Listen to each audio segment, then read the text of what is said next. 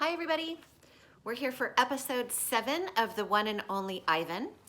I've heard from some of you that you might be having audio difficulties on your end with not being able to hear this video very well, so I'm gonna try to speak up. So hopefully I don't seem like I'm too in your face. Okay, this is episode 7. We left off with meeting a new character, and that was Ruby. The baby elephant came to live at the mall.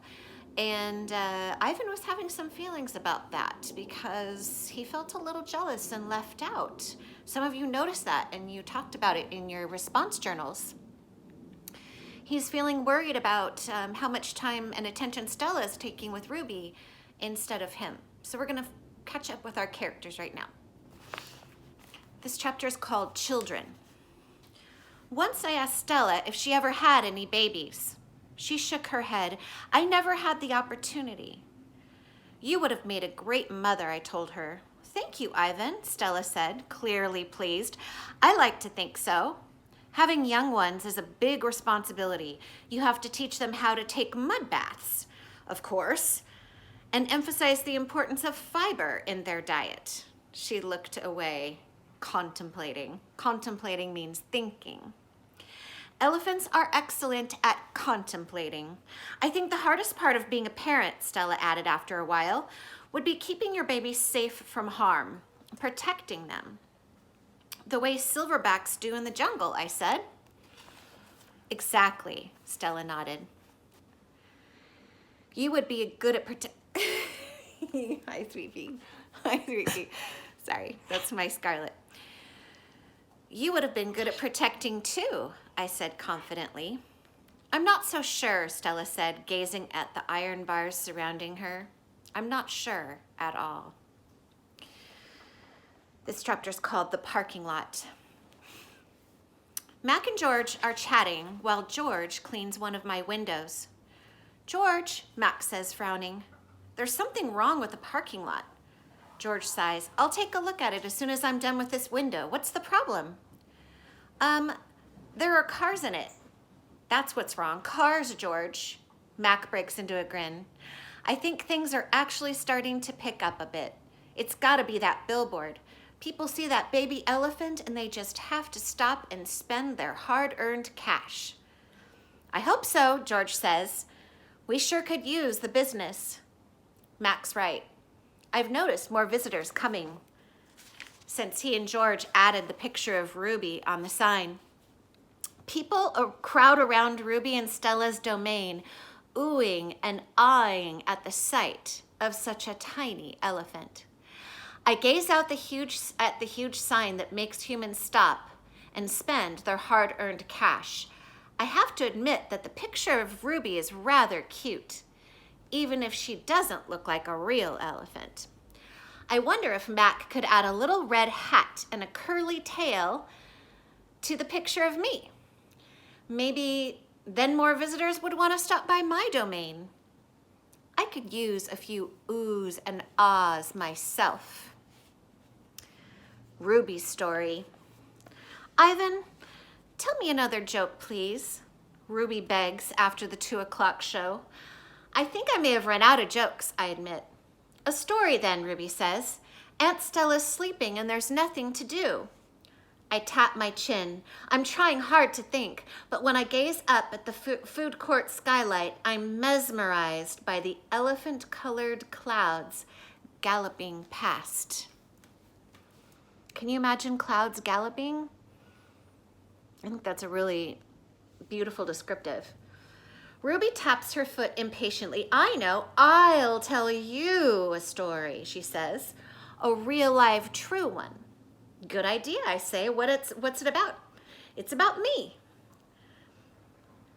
It's about me and how I fell into a hole. A big hole. Humans dug it. Why would humans dig a big hole that an elephant might fall in? Bob pricks his ears and joins me by the window. I always enjoy a good digging story, he says. It was a big hole full of water near my village, Ruby says. I don't know why humans made it. Sometimes you just need to dig for the sake of digging, Bob reflects.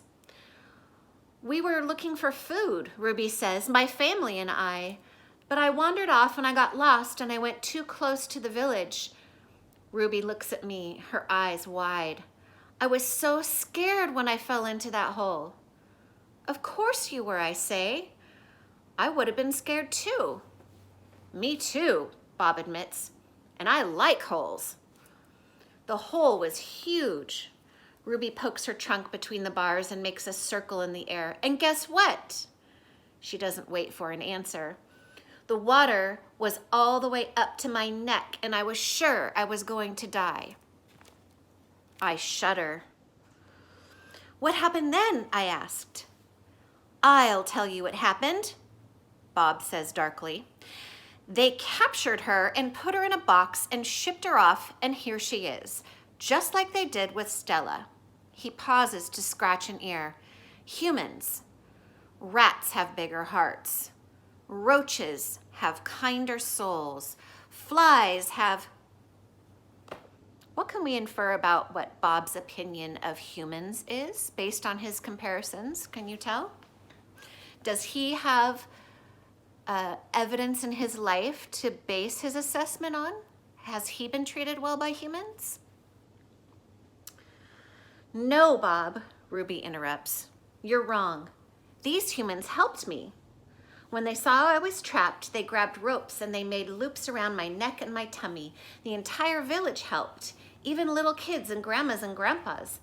And they all pulled and Ruby stops. Her lashes are wet, and I know she must be remembering all the terrible feelings from that day. And they saved me, she finishes in a whimper. Bob blinks. They saved you? He repeats. When I was finally out, everyone cheered. Ruby says. And the children fed me fruit. And then all those humans led me back to my family. It took the whole day to find them.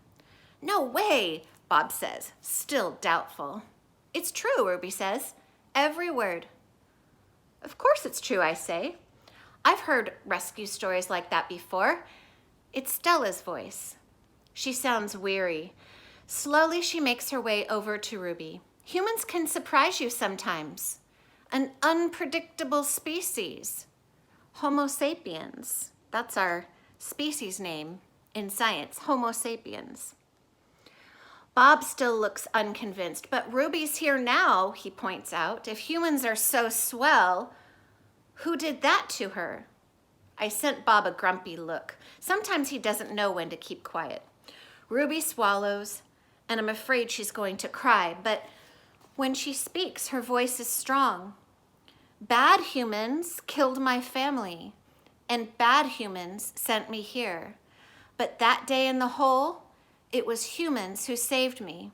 Ruby leans her head against Stella's shoulder. Those humans were good. It doesn't make any sense, Bob says. I just don't understand them. I never will. You're not alone, I say, and I turn my gaze back to the racing gray clouds. This chapter is called A Hit. Stella's foot hurts too much for her to do any hard tricks for the 2:00 show. Instead, Mac pulls her, limping, into the ring, where she tracks a circle in the sawdust. Ruby clings to her like a shadow. Ruby's eyes go wide when Snickers jumps on Stella's back and then leaps onto her head. At the 4:00 show, Stella can only get as far as the entrance to the ring. Ruby refuses to leave her side. At the 7:00 show, Stella stays in her domain. When Mac comes for Ruby, Stella whispers something in her ear. Ruby looks at her pleadingly, like pleading means asking. So Ruby looks at her like she's asking. But after a moment, she follows Mac to the ring. Ruby stands alone. The bright lights make her blink. She flaps her ears. She makes her tiny trumpet sound. The humans stop eating their popcorn. They coo. They clap. Ruby is a hit. I don't know whether to be happy or sad. Here's a picture of Ruby standing in the middle of the performance area. Does she look happy to be there? Yeah, we can tell through body language, can't we? This chapter is called Worry.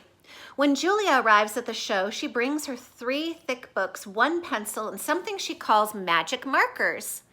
Here, Ivan, she says, and she slides 2 magic markers and a piece of paper into my domain. I like the sundown colors, red and purple, but I don't feel like coloring. I'm worried about Stella. All evening she's been quiet and she hasn't eaten a bit of her dinner. Julia follows my gaze. Where's Stella anyway? She asks, and she goes to Stella's gate. Ruby extends her trunk and Julia pats it. Hi, baby, she says. Is Stella all right? Stella is lying in a pile of dirty hay. Her breath is ragged. What do you think that would sound like if someone's breath were ragged? Dad, Julia calls, could you come here a minute? George sets aside his mop. Do you think she's okay, Dad? Julia asks. Look at the way she's breathing. Can we call Mac? I think there's something really wrong. He must know about her. George rubs his chin. He always knows, but a vet costs money, Jules. Please. Julia's eyes are wet. Call him, Dad. Georgia gazes at Stella. He puts his hands on his hips and he sighs. He calls Mac. I can't hear all the words, but I can see George's lips tighten into a grim line. If someone's lips tighten into a grim line, it means like this. I wonder what that means. Gorilla expressions and human expressions are a lot alike. Max says the vet's coming in the morning if Stella's not any better, he tells Julia. He says he's not going to let her die on him, not after all the money he put into her. George strokes Julia's hair. She'll be all right. She's a tough old girl. Julia sits by Stella's domain until it's time to go home. She doesn't do her homework. She doesn't even draw. So friends, we read from page 97 to 110, and we'll come back next time in episode 8. Don't forget to do your reflections.